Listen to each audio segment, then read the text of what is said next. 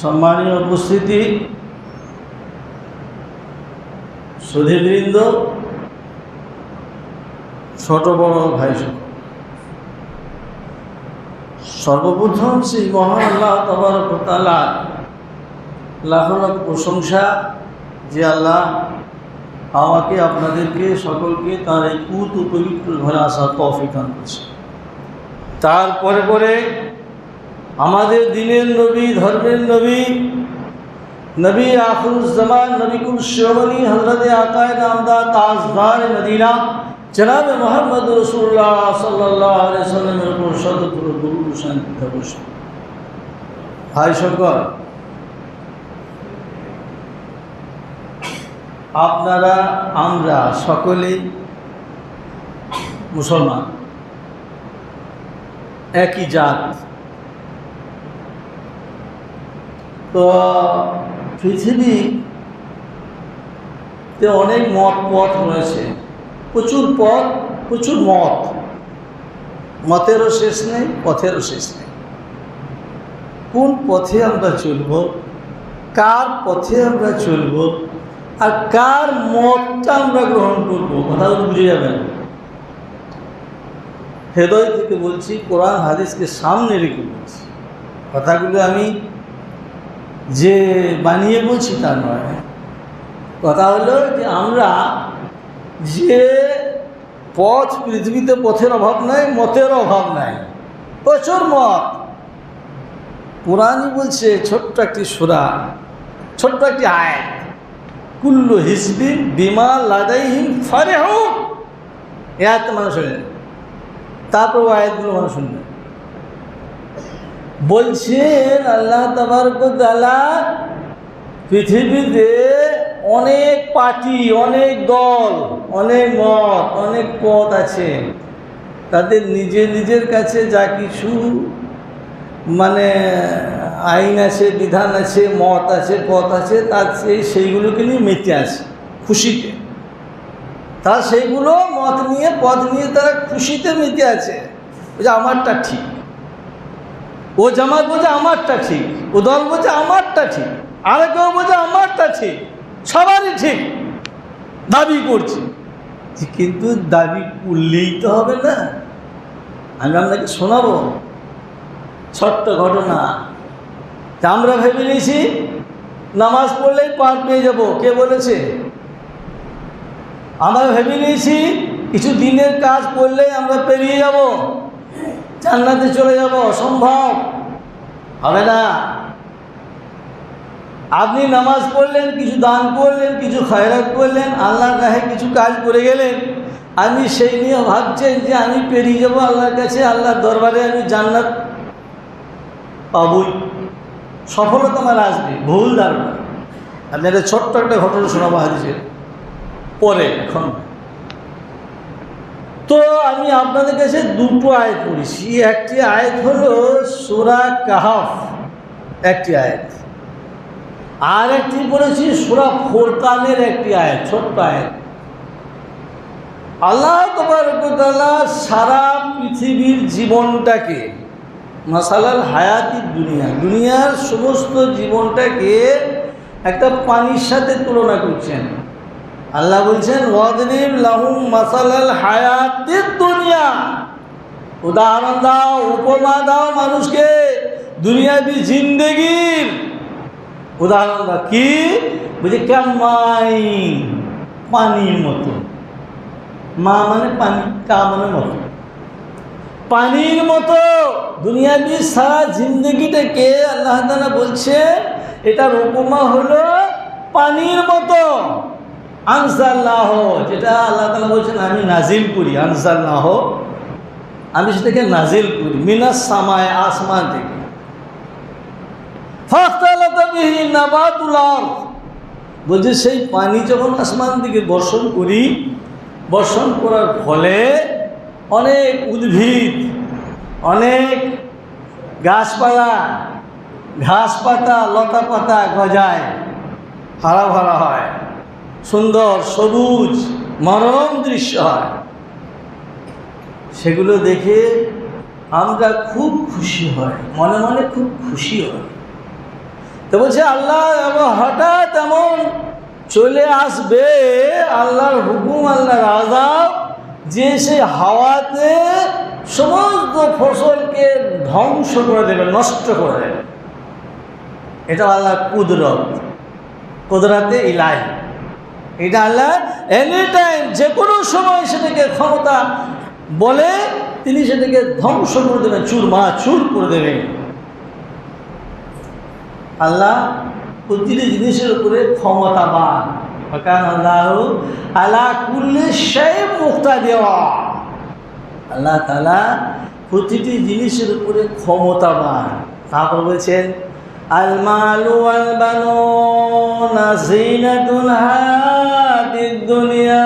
দেখুন বলছে মাল, ধন সম্পদ, মাল, বানুন মানে সন্তান সন্ততি, এগুলো দুনিয়ার সৌন্দর্য, কেবল শোভনীয়, কিছুদিনের জন্য আপনার কাছে খুব শোভনীয়, আপনার মন ভরে যায়। আপনি সেই সন্তানদেরকে নিয়ে দুনিয়াতে থাকেন, বসবাস করেন, তাদের ভোগবিলাসের জন্য, তাদের আনন্দের জন্য কত গাড়ি বাড়ি জমি জায়গা এসব করেন আপনি, আপনি সবাই, আপনাকে বলছি, আপনি সবাই আমরা করি কি সন্তানদের জন্য সব কিছুই করি, তাদের ভবিষ্যৎ বানাবার জন্য। আল্লাহ বলছে তবে এগুলো অস্থায়ী, এগুলো ক্ষণস্থায়ী। তো আমরা ক্ষণস্থায়ী অস্থায়ী জীবনের জন্য আমরা দুনিয়ায় কি না করি বা কি না করছি, এগুলো করা আমাদের কতখানি ঠিক হচ্ছে, তাও আবার সেটা যদি হালাল পথে হয় তাহলে ভালো, আর যদি হারাম পথে হয় তাহলে আপনার একুল ওকুল সব কুল চলে যাবে, একুল ওকুল সব চলে যাবে। এবার দ্বিতীয় আয়াত যেটা আমি আপনাদের সামনে পড়েছি, এই আয়াতটার মানে করছি ছোট্ট একটি ঘটনা। কিয়ামতের দিনে বিচার তো হবে, পশু পক্ষী জন্তু জানোয়ারের বাদ দিয়ে বিচার সবারই হবে। কিয়ামতের মাঠে, বিচারের মাঠে বিচার সবারই হবে, কেউ বাদ যাবে না, সবারই হবে। এক ব্যক্তির ফয়সালা হচ্ছে যে যাও তুমি জাহান্নামে, ওই যে আয়াতটা পড়েছি না, ওয়াকাদিমনা ইলা মা আমিলু মিন আমালিন ফাজআলনাহু হাবাআন মানসুরা। এই আয়াতটার ব্যাখ্যা দিচ্ছি, বলছে যে যাও, আল্লাহ তাআলা বলছেন তোমার ঠিকানা জাহান্নাম।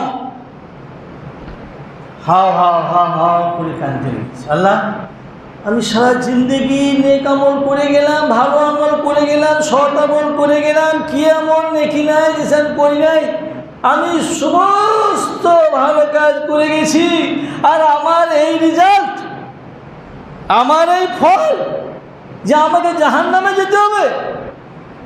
কাঁদতে লেগেছে। দেখুন আল্লাহ তাআলা বলছেন, এই ফেরেশতা নিয়ে এসো, এই ব্যক্তির আমল নামা নিয়ে এসো, দেখবো আমি আমল নামাটা নিয়ে এসো। তো ও তো বলছে আমি এমন কোনো নেকি নাই যে আমি করি নাই, এমন কোনো সৎ আমল নাই যে আমি করি নাই, আমি সৎ কাজ করে এলাম আল্লাহ তোমার জন্য, আর আজ আমার এই ফয়সালা জাহান্নাম। সাংঘাতিক কাঁদতে লাগলো, আর হায় হতাশ, নিরাশ, চিন্তায় পড়ে গেছে।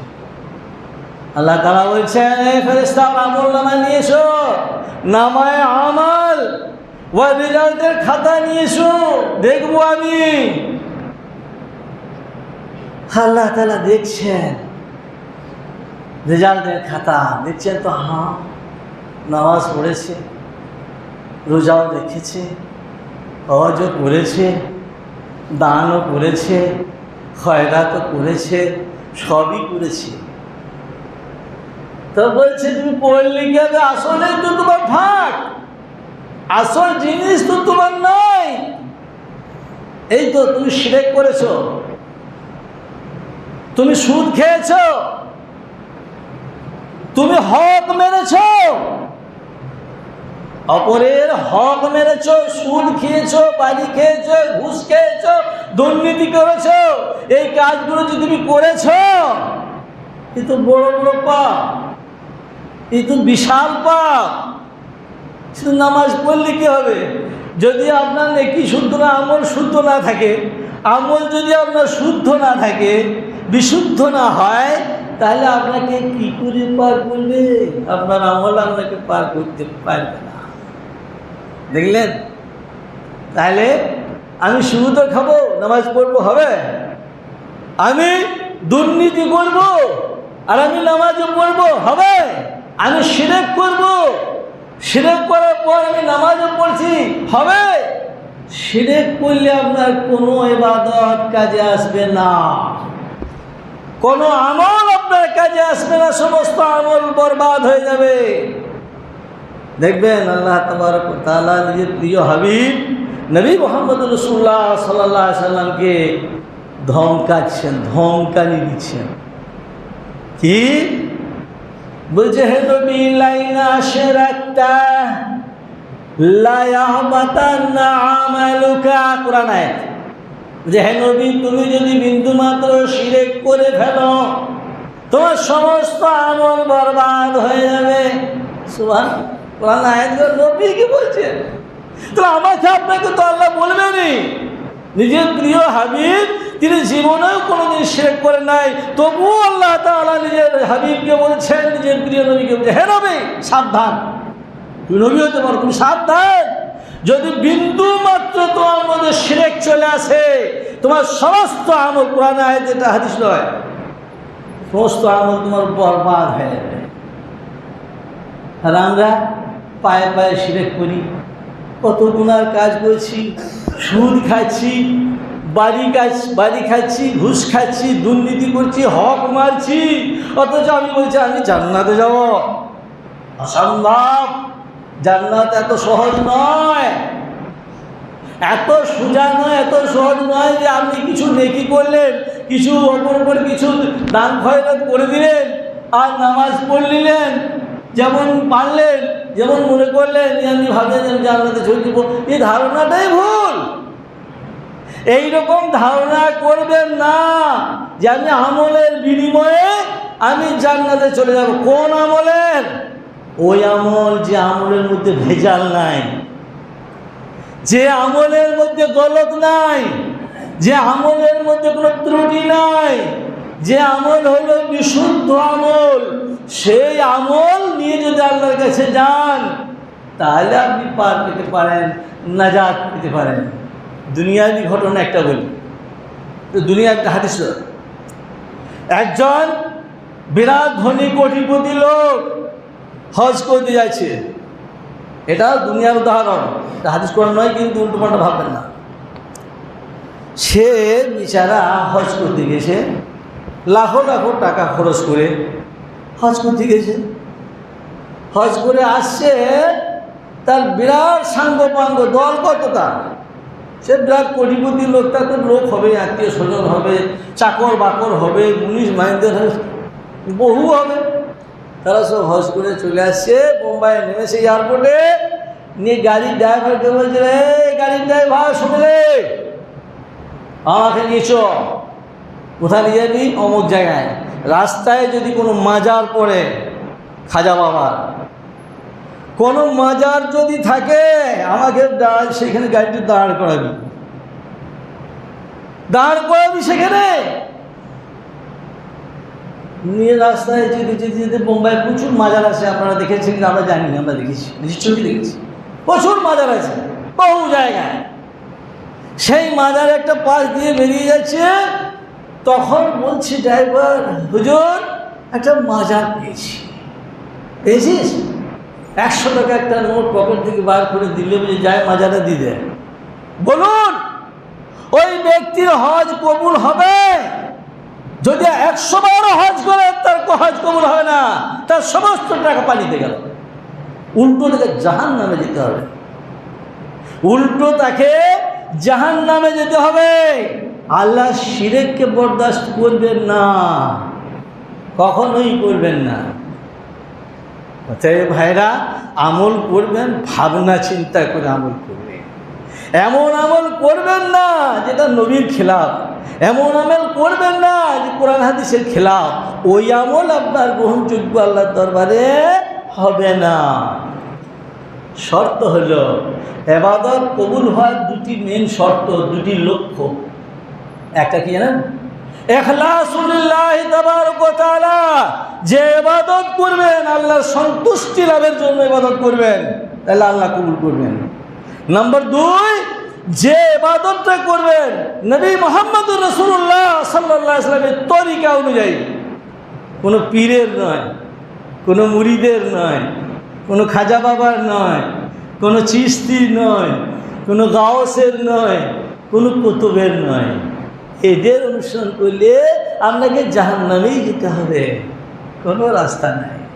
একমাত্র আপনার আমল যদি বিশুদ্ধ হয়, খাঁটি হয়, আল্লাহর সন্তুষ্টি লাভের উদ্দেশ্য হয়, তাহলে কিন্তু আপনার ইবাদত কবুল হবে। নাম্বার 1। নাম্বার 2, শর্তায়নে আসাসিয়ায়ন আরবিতে বলা হয়। দুটি বুনিয়াদি শর্ত, একটা হলো আল্লাহর সন্তুষ্টি, আর 2 নম্বর হচ্ছে নবী মুহাম্মদুর রাসূলুল্লাহ সাল্লাল্লাহু আলাইহি ওয়াসাল্লামের ইত্তিবা। নবী যেভাবে করেছেন সেইভাবে আমরা করতে হবে, নবী যেভাবে বলেছেন সেইভাবে আপনাকে বলতে হবে, নবী যেভাবে যে পদ্ধতিতে নামাজ পড়েছেন সেই পদ্ধতিতে আপনার নামাজ হতে হবে, নবী যেভাবে আপনাকে আদেশ করেছেন সেইভাবে। আল্লাহ বলছে ওমা তাকুমুর রাসূল, দেখুন কোরআন বলছে ওমা তাকুমুর রাসূল ফাখুযুহু ওমা নাহাকুম আনহু ফান্তাহু।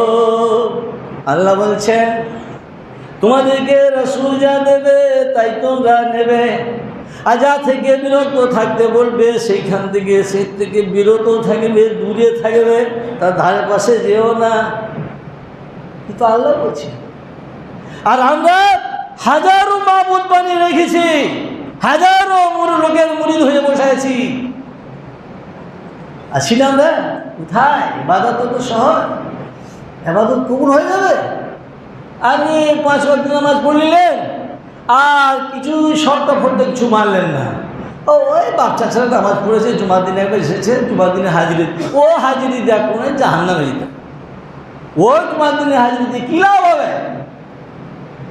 আল্লাহর প্রতিটি আইনকে পুঙ্খানুপুঙ্খ মেনে যেতে হবে, তাহলে আপনি ইমানদার। কেননা আল্লাহ বলছেন কোরআনে উদখুলু ফিস-সিলমি কাফা, কোরআন আয়াত এটা, উদখুলু ফিস-সিলমি কাফা ওয়ালা তাত্তাবিউ খুতুওয়াতিশ শাইতান ইন্নাহু লাকুম আদুউম মুবিন। দেখুন কোরআন আয়াত বলছে তোমরা ইসলামে পুরোপুরি দাখিল হয়ে যাও, ইহুদিদের মতো নাসারাদের মতো হয়ে যাও না। ওদের যেটা মন চাইতো সেটা গ্রহণ করতো, যেটা মনের খেলাফ হতো সেটা মানতো না, সেটা বাদ দিয়ে দিত। এটা ইহুদ ও নাসারাদের চরিত্র, ওই রকম করলে ইবাদত হয়। আল্লাহ রসুল যেটা বলবেন সেইটাই আমাকে আপনাকে মানতে হবে সারা জিন্দেগি, একটুও খেলাফ করা চলবে না। আল্লাহ আমাদের আপনাদের সকলকেই সহিহ কোরআন হাদিসের উপরে চলা, বলা এবং আমল করার তৌফিক দান। হে আল্লাহ, দুনিয়া যতদিন বাঁচব ইমানের সঙ্গে যেন বাঁচতে পারি, মৃত্যু হবে ইমানের সঙ্গে যেন মৃত্যু হয়, খাতমা হয়, এইটাই হলো আসল মুমিনদের লক্ষ্য। আখেরাত নয়, আখেরাত দুনিয়া নয় ভাই। আমরা যে ভুল ধারণা করে বসে আছি না, ঠিক না। মুমিনের লক্ষ্য হলো আখেরাত, মুমিনের লক্ষ্য দুনিয়া নয়। কিন্তু দুনিয়াটাকে আমরা আসল লক্ষ্য ভেবে নিয়েছি। আমাদের চিরস্থায়ী আবাদী জিন্দেগি হলো আখেরাত। সে আখেরাতের জন্য যে পুঁজিটা নিয়ে যাবেন, যে তোষাটা, পুঁজিটা, হ্যাঁ, সেইটা আপনার সঠিক হতে হবে। সেটা আপনার ভেজাল হলে হবে না, নির্ভেজাল হতে হবে। নির্ভেজাল, খাঁটি, আসল, বিশুদ্ধ আমল যদি হয় তাহলে আল্লাহর দরবারে কবুল হবে, নইলে কবুল হবে না। তো লিখে নেবেন, হবে না। আল্লাহ তাআলার কাছে গ্রহণযোগ্য নয়। আমরা সালাফি আকীদার মানুষ, আমরা জামিয়া সালাফিয়া বেনারস যেটা আহলে হাদিসের মার্কাজ, সেখান থেকে আমরা ফারেগ হয়েছি। আমাদেরকে তালিম দেওয়া হয়েছে, আমাদের শিক্ষা দেওয়া হয়েছে আপনারা তাওহীদের প্রচার করবেন, শিরক ও বিদআতের বিরুদ্ধে প্রচার করবেন, এটা আমাদেরকে বলা হয়েছে, সার্টিফিকেট দেওয়া হয়েছে। তো আমরা যেটা বলবো সহিহ আকীদা এবং সহিহ মাসলার উপরে আপনাদেরকে দিশা দেব, আপনাদেরকে বলবো, মানবেন না মানবেন সেটা আপনাদের ব্যাপার। আল্লাহ তাআলা আমাদের আপনাদেরকে সকলকেই সহিহ কোরআন হাদিসের উপরে বলার, চলার, আমল করার তৌফিক দান।